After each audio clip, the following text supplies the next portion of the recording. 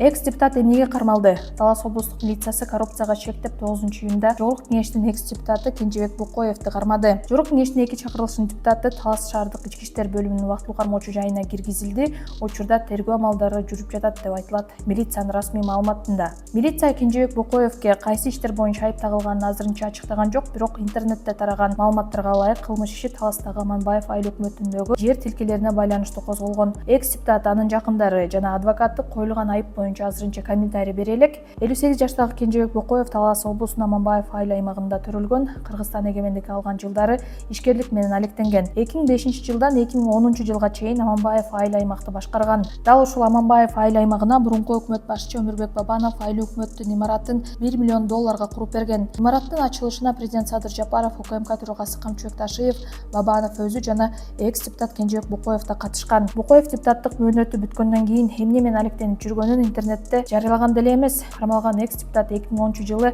Өмүрбек Бабанов жетектеген Республика партиясынын катарында катышып, Жогорку кеңештин 5-чакырылышына келген. Андан кийинки чакырылышка шайлоого Республиката журт партиясы менен катышып, парламенттин 6-чакырылышында депутат болгон. Милиция экс депутаттын кармалышы тууралуу кеңири маалымат берери менен биз сиздерге кабарлайбыз. Биздин каналга катал элек болсоңуз, жазылып коюңуз.